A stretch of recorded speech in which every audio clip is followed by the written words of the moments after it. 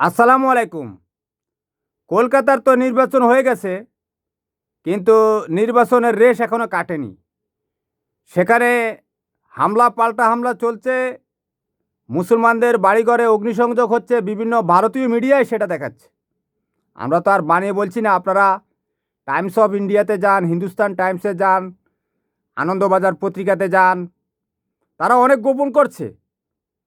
কারণ বিশ্বব্যাপী তারা যে এক্সট্রিমিস্ট একটা জাতি, তাদের মিডিয়াকে বলা হয় গদি মিডিয়া। কিন্তু সোশ্যাল মিডিয়ার মাধ্যমে আমরা সেটা জানতে পারছি। কিছু কিছু রিলস আসছে, মুসলমানদের বাড়িঘরে হামলা হচ্ছে, তাদেরকে খুনও করা হচ্ছে, তাদের ব্যবসা প্রতিষ্ঠানে হামলা করা হচ্ছে। এখন মনে করেন তাদের গদি মিডিয়া সেগুলো প্রকাশ করে না, কিন্তু এখন তো মানুষের কাছে একটা মোবাইল আছে। এই দেখেন কলকাতার নিউ মার্কেটে গরুর মাংসের দোকানে, মুসলমানদের গরুর মাংসের দোকানে বুলডোজার মারা হচ্ছে। ওই দেখেন বুলডোজার দিয়ে ভাঙা হচ্ছে। হ্যাঁ, ওই যে বুলডোজারের মাথা দেখছেন তো। তো বেশি দেখালে এরা আবার স্ট্রাইক দেয়, অন্যের ভিডিও তো, নাহলে তো এক পাশে দিয়ে দিতে পারতাম।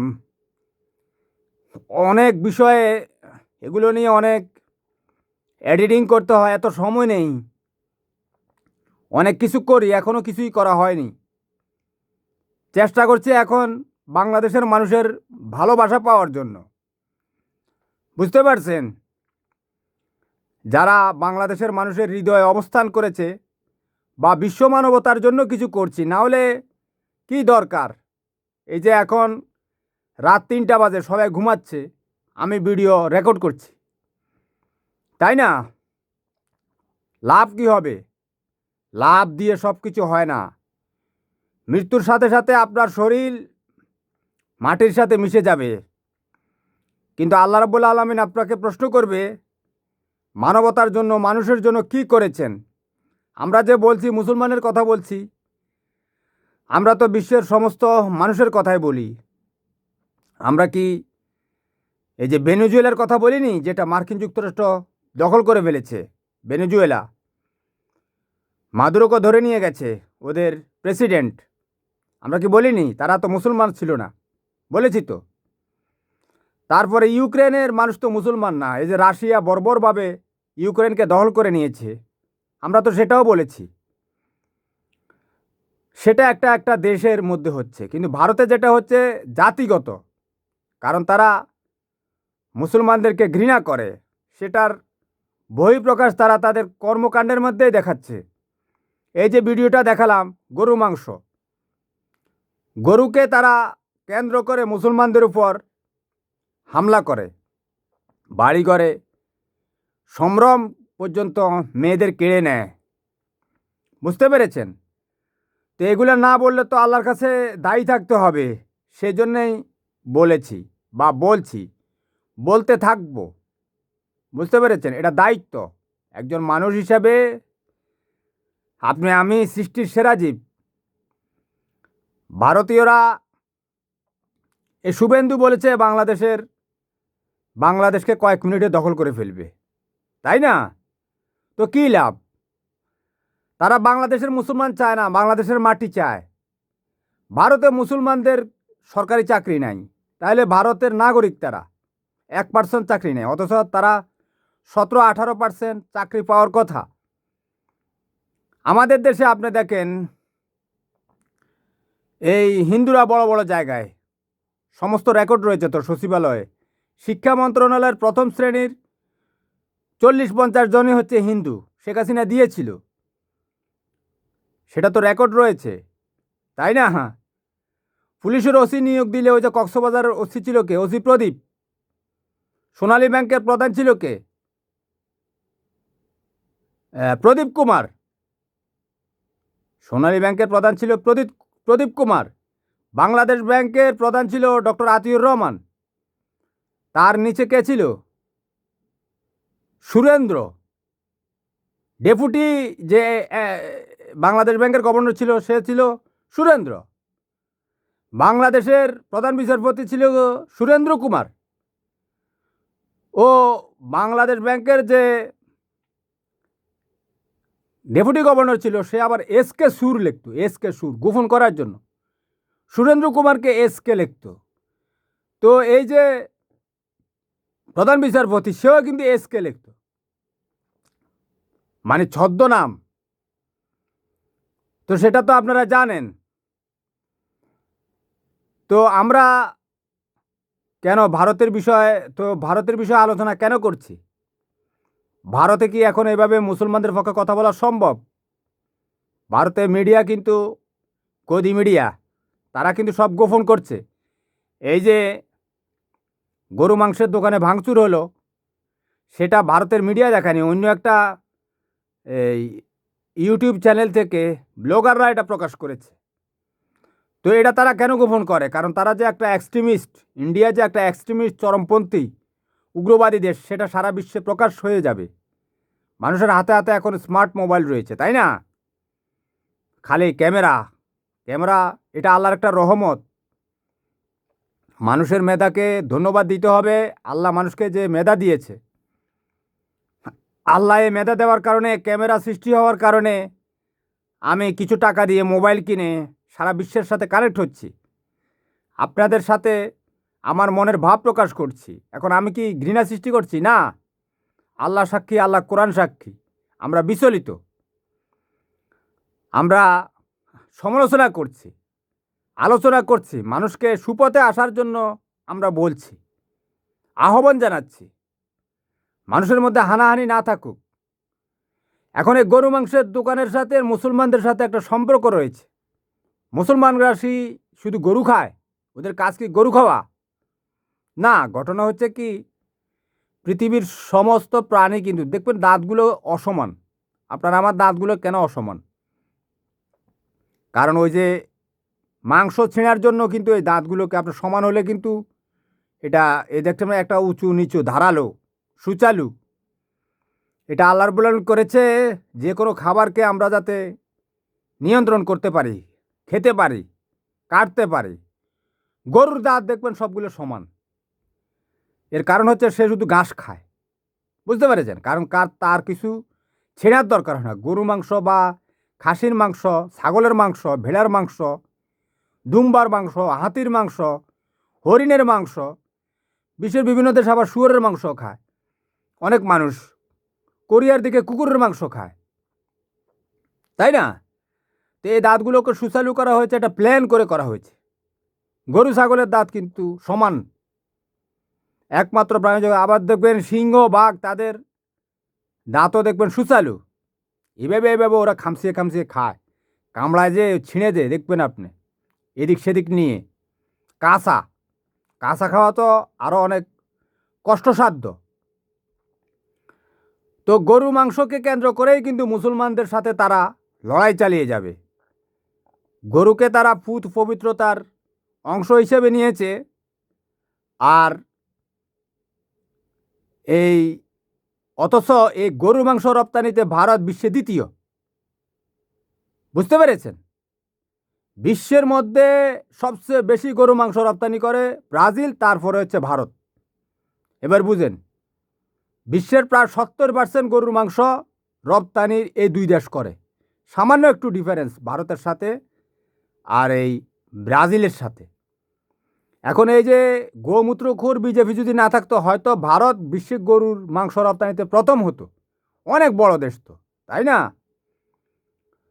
তো গরুকে তারা, গরুর দুধ খায়, ওই গরুর দুধ খায়, গরুর দুধ চিবিয়ে খায়। গরুর দুধ কোত্থেকে উৎপাদন হয়, কোত্থেকে? এটা কি কোত্থেকে ঢুকে পড়ে? না, মাংসগুলো আপনার মাংসের ভিতরে দেখবেন চর্বি আছে, গরু মাংসের ভিতরেও চর্বি আছে, গরুর দুধেও কিন্তু চর্বি আছে, ফ্যাট যেটাকে বলে। হ্যাঁ, এগুলো কিন্তু এই তার শরীরের ভিতরে বিভিন্ন প্রসেসিংয়ে কিন্তু এগুলো সৃষ্টি হয়, দুধগুলো। এখানে মাংসের প্রোটিনও আছে, অর্থাৎ এখান থেকে এই রসগুলো, অর্থাৎ এই শরীরে যে, হয়তো আমার কাছে মনে হচ্ছে কি, ঘাস যে খায়, আমার ব্যাখ্যাটা আমি দিই। ঘাস খাওয়ার পরে ঘাস থেকে একটা নির্যাস যায়, নির্যাস তৈরি হয়। এখন ওই নির্যাসটা কেমন হবে? ঘাসের নির্যাসটা তো সবুজ হবে। যে কোনো কালারের খান, আপনি দেখবেন গাজর খান, গাজরটা কিন্তু হলুদ, ঘাসেরটা সবুজ। গরুর মাংস একটু লালচে প্রকৃতির। হ্যাঁ, তো ওই ঘাস খেলে সে 50 কেজি ঘাস খায়। 50 কেজি ঘাসকে গরু 40 কেজি, আমেরিকাতে 40 কেজি দুধ উৎপাদন করে। প্রতিদিন 50 কেজি ঘাস খায়, 60 কেজি বা 55 কেজিও খেতে পারে। তাহলে এই ঘাসকে চিবালে কি আপনি কিছু পাবেন? পাবেন না। হ্যাঁ, এই ঘাসের নির্যাসটা তার মাংসের ভিতরে আমার মনে হয় ঢুকে, তাই না? ঢুকে মাংসের মধ্যে যে কোষগুলো রয়েছে এগুলো, অর্থাৎ এই গাছ যেরকম খাবার তৈরি করে, গাছ কীভাবে গাছের রসালো কিন্তু রসটা মিষ্টি, কিন্তু সে সে কি চিনি খায়? খায় না তো। খেজুরের রস কিন্তু মিষ্টি, তো খেজুর গাছ তো আর চিনি খায় না, তো চিনি সে কোত্থেকে উৎপাদন করে? অর্থাৎ তার যে আঁশ আছে শরীরের ভিতরে, এটা মহান রব্বুল আলমিনের একটা রিজার্ভার রয়েছে সেখানে। মহান রব্বুল আলমিন যে প্রসেসিংটা করেছে তার শরীরের ভিতরে, আঁশের ভিতরে, সেই শক্তিমত্তাটা দিয়েছে। খেজুর গাছ নিজে নিজের রস মিষ্টি করতে পারে? আমরা তো গোমূত্র খাই না, আমাদের মাথায় কাজ করে। সে পানি লয় শিকড়ের সাহায্যে, তারপর কার্বন ডাই অক্সাইড নেয় পাতার সাহায্যে, সে তারপর খাবার তৈরি করে। হ্যাঁ, তো পানিকে সে কীভাবে, এই তার যে রস সেটাকে সে মিষ্টি করে? কারণ ওই তার শরীরের ভিতরে খেজুর গাছটা আপনি কাটলে তো তার ভিতরে বিভিন্ন আঁশ পাবেন। এই আঁশগুলোর ভিতর দিয়ে প্রসেসিং হয়ে যখন এই পানিগুলো যায়, তখন সেটা রস হিসেবে, আমরা যখন খেজুর গাছ কাটি তখন রস হিসাবে বের হয়। আমার গবেষণায় বলছে, আমার চিন্তা শক্তি, কিসের গবেষণা, চিন্তা করে বলছি, খাবারটা যখন খায়, যেই খাবারের কালারে সে খাক, কিন্তু ওই যে মানুষের মাংসপেশির ভিতরে আল্লাহ রব্বুল আলমিন, অর্থাৎ গরুর মাংসপেশির ভিতরে আল্লাহ রব্বুল আলমিন এমন একটা ছাঁকনি দিয়ে দিয়েছে, ওই যে সে খাবারটা খায়, ওইটার রসটা ওই ছাঁকনির ভিতরে গিয়ে স্তনের মধ্যে গিয়ে দুধ হিসেবে তৈরি হয়, তাই না? তাহলে এই গরুর মাংসের ভিতর দিয়েই তো, মেন মাংসের ভিতর দিয়ে যে তার কোটি কোটি সেল রয়েছে, এইটুকু মাংস আমি আপনাদেরকে দেখাই, এইটুকু আমার হাতের এইটুকু কয়েক কোটি সেল রয়েছে, কোষ, জীবন্ত কোষ। মৃত্যুর পর এগুলো শেষ, কার্যকারিতা শেষ, তখন আর মানুষের খাবার খায় না। আমি যে খাবারটা খাই, আপনি যে খাবারটা খান, সেটা থেকে এই 10 কেজি খাবার খেলে মনে করেন 10 ফোঁটা বা 20 ফোঁটা বা 50 ফোঁটা রস তৈরি হয়। সেই রসটা কি? নির্যাস। এখন এই রসটা থাকে কে? পেট থেকে। পেটে তো ওই আবর্জনাগুলো বেরিয়ে যায়, সেটা তো আপনারা জানেন, প্রসেসিং। তাহলে ওই রসটা ওইখান থেকে, যে আমাদের নাড়ি বুড়ি আছে সেখান থেকে, আবার মাংসের সাথে, চর্বির সাথে, দেখবেন শরীরের সাথে লাগানো আছে। হ্যাঁ, আমাদের যে স্টমাক, পেট, নাড়ি ভুঁড়ি, সেটার ভিতরে তো আমরা আজকে মাংস খাচ্ছি, মাছ খেয়েছি, আবর্জনাটা চলে যাচ্ছে। সেটা তো আপনি যখন ওয়াশরুমে যান আপনি জানেন, কিন্তু ওইখান থেকে রসটা টেনে নেয় কে? ওই যে নাড়ি ভুঁড়ি। সে নিয়ে ওই নাড়ি ভুঁড়ির সাথে দেখবেন আবার চর্বি লাগানো আছে, মাংসের সাথে কানেক্ট রয়েছে। বুকের যে পাঁজর বা এই যে হাড়গুলো রয়েছে, এটার সাথে কিন্তু চামড়া এবং মাংস লাগানো আছে। এগুলোর মাধ্যমে আর সারা শরীরের মধ্যে প্রোটিনটা আপনার মাংসর মধ্যে চলে আসে। হ্যাঁ, এর ভিতরে আবার ক্যালসিয়ামটা এই হাড়ের জয়েন্টে চলে যায়, তাই না? আপনার চোখেরও কোনো খাবারের দরকার আছে, চোখের যে পানি, সেটাকে আমি কি চোখের মধ্যে পানি দিয়ে রাখি সব সময়? পানি যে খান, ওই যে মাংস থেকে ছেঁকে আমরা যে পানিটা খাই, আপনি কান্না করেন যখন, চোখ কি পানি উৎপাদন করে? সেখানে কি মোটর আছে? এই সেই মোটর, আল্লাহ রব্বুল আলমিনের মোটর। তো তারা এই গরুকে নিয়ে, তো গরুর দুধ খাবে, মাংস খাবে না। দুধের মধ্যেও প্রোটিন আছে, মাংসের মধ্যে প্রোটিন আছে। মাংসের প্রোটিনটা হচ্ছে দলা একটু শক্ত, আর দুধের প্রোটিনটা হচ্ছে নির্যাসের মতো তরল। কীর্তি খাবে, কীর্তি খাবে না কীর্তির রস খাবে, কেমনে কেমনে বলে, বুঝতে পেরেছেন? এটা হচ্ছে তাদের একটা প্ল্যান। তো আচ্ছা, তারা খায় না, না খাক, গরুকে আবার এত সম্মান করার কি আছে? পৃথিবীতে যদি আপনার গরু যদি দেখেন, মানুষ একটা কিন্তু এই 2-3টার বেশি বাচ্চা দেয় না। পৃথিবীর বিভিন্ন দেশে একটা মানুষেই এই একটা বাচ্চাই যথেষ্ট, কিন্তু গরু কিন্তু 17-18 বছর থেকে বাচ্চা দেয়। ও জীবনে সারা জীবন ঘাস খায় আর বাচ্চা প্রসব করে, ওর কাজ এইটা। ওরে কোনো জন্ম নিয়ন্ত্রণ বড়ি খাওয়ায় না। ভারতীয়রা তারা ওই অ্যাডভার্টাইজ দেয়, 500 টাকা দেয় মেয়ে শিশুর জন্ম নিয়ন্ত্রণ করার জন্য। তো গরুরে তারা কেন জন্ম নিয়ন্ত্রণ করাচ্ছে না? দুধ খাওয়ার জন্য। অর্থাৎ গরুর মাংস থেকে উৎপাদিত যে নির্যাস সেটা খাবে, মাংস খাবে না। গরু দুধ দেয়, কয় মায়ের দুধ খাই, মানে একটা কীরকম একটা ব্যাখ্যা তৈরি করছে, বুঝতে পেরেছেন? মানুষ হচ্ছে সৃষ্টির সেরা জীব, আর গরু যদি আপনি এটাকে যদি বৃদ্ধাশ্রমে রাখেন, ও প্রতিদিন 500 টাকার খাবার খায়। বাংলাদেশে এই যে গরুর খাবারের কেজি 10 টাকা, কোনোটা আছে 80 টাকা, 90 টাকা। এখন এর যে আপনি বসায় বসায় খাওয়াইতেছেন, পৃথিবীর সমস্ত ধর্মে গরুর মাংস হালাল, ইহুদি, খ্রিস্টান, তারপরে অন্যান্য যে সমস্ত ধর্ম, শুধু হিন্দু ধর্মে তারা নিজেরা বানিয়ে রেখেছে যে গরু মাংস খাওয়া যাবে না। আবার ব্রাহ্মণরা গরু মাংস খায়, ওই বেদে বলা আছে। বেদ ওদের বিভিন্ন রকমের, আচ্ছা সেটাতে নাই গেলাম, পরবর্তীতে সেটা বলবো। তো এটাকে কেন্দ্র করে তারা মুসলমানদের উপর এই যে ধ্বংসাত্মক পরিস্থিতি তৈরি করার জন্য, অর্থাৎ একটা ধুয়ো তোলা আর কি। অথচ গরু মাংস রপ্তানিতে তারা বিশ্বের দ্বিতীয়, মুসলমানরা গরু মাংস খেতে পারবে না। অর্থাৎ মুসলমানদেরকে অত্যাচার করার জন্য তারা এটা একটা প্ল্যান তৈরি করেছে। কোনো কিছু তো পায় না, তাই না? এই জন্যই গরু কিভাবে মা হয় আপনি বলেন? না কথা বলতে পারে। গরু যদি মা হয়, গরুর স্তন দেখা যায়, আপনারা ওকে ব্রা পড়ান না কেন? হ্যাঁ, এভাবে উদাম থাকে কেন? তার যৌনাঙ্গ দেখা যায়, তাকে দেখা, এটাকে কি বলে, আন্ডারওয়্যার পরান না কেন? এটা আপনাদের দ্বিমুখী আচরণ না? হ্যাঁ, এই সমস্ত বিষয়গুলো ছাড়েন, এত মূর্খতা দেখাবেন না। গরু কথা বলতে পারে না, তাই না?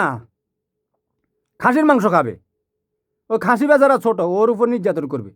ওই বড় বড় ওদের কি বিভিন্ন রকমের হোলিমোলি খেলেছে, বিভিন্ন বড় বড় কাঠের গাড়ি চালায়, আর খাসিকে ওর মাথাটার ওই কাঠের ভিতরে দিয়ে দেয় জীবন্ত, ও লাফাতে থাকে, এটা নিয়ে আবার রক্ত এখানেই সেখানে ফেলে। এইভাবে তারা খাসির উপর। তো খাসি কি ওর জীবন নাই? ও তো ঘাস খায়, গরুও ঘাস খায়, খাসিও ঘাস খায়, ছাগলও ঘাস খায়, পাঠাও ঘাস খায়। তো ওরা ওদের হিসাব হচ্ছে বড় যে একটু, তারে আমার মনে হয় এরা ভয় করে, ছোটদের উপর নির্যাতন করে। অর্থাৎ ছোটদেরকে মাংস খাওয়া যাবে। ছাগল ছোট তো, ছাগলও তো দুধ দেয়। গরু একবার বাচ্চা দেয় একটা, আমাদের দেশের ব্ল্যাক বেঙ্গল ছাগল দেয় 3টা। সেও তো ঘাস খেয়ে দুধ উৎপাদন করে, ও ছোট কারণে দুধ কম উৎপাদন করে। তো ছাগলকে বলেন না কেন ছাগল, গোমাতা ছাগল, ও তো দুধ দেয়। মানুষকে মা বলেন, গরুকে গোমাতা বলেন, ছাগলকে ছাগল মাতা বলেন, বকরি মাতা বলেন, আর পাঁঠারে পাঁঠা বাবা বলেন। তাহলে তো কোনো সমস্যা নেই আমাদের। দ্বিমুখী আচরণ কেন? গাভীকে গোমাতা বললে ফাঁটারেতে ফাঁটা আব্বা বলতে হবে, যুক্তি আছে নাকি? আমি কি আপনাদেরকে কি খারাপ কথা বলছি? প্রত্যেকটা বিষয়ের একটা ব্যাখ্যা থাকে। তো আপনি গরুকে গোমাতা বলছেন, আপনার ব্যাখ্যায় আছে ও দুধ দেয় কারণে ওকে গোমাতা বলতে হবে।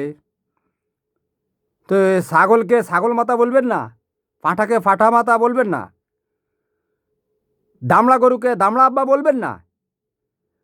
তারপরে এই যে ষাঁড়কে ষাঁড় আব্বা বলবেন না, সেটা তো বলতে হবে। আপনারা আবার রাগান্বিত হবেন যদি শেখ হাসিনা আসতে পারে। তো শেখ হাসিনা তো হয়েছে হিন্দুত্ববাদী, ভারতীয় জাঙ্গিয়া। আজকে শেখ হাসিনা গদিতে থাকলে এটা বলতে পারতাম, আলহামদুলিল্লাহ আমাদের জাতীয়তাবাদী শক্তি ক্ষমতায় এসেছে। যেই শক্তি আসুক, আওয়ামী লীগ ছাড়া ভারত আমাদের সাথে এখন সম্পর্ক উন্নয়ন করতে চায় না। তারা বলছে আওয়ামী লীগকে রাজনীতির জায়গা দিতে হবে। আওয়ামী লীগকে রাজনীতির জায়গা দিব, ভারতের কি যায় আসে যায়? হ্যাঁ, তারা অন্য কোনো দেশের উপর এগুলো বলে না কেন? আমেরিকাতে গিয়ে বলুক, আমেরিকাতে গিয়ে বলুক যে অমুক দলের সমর্থন দাও, দেখো প্যাদানি কীভাবে খাও। অন্য কোনো দেশে বলো না কেন?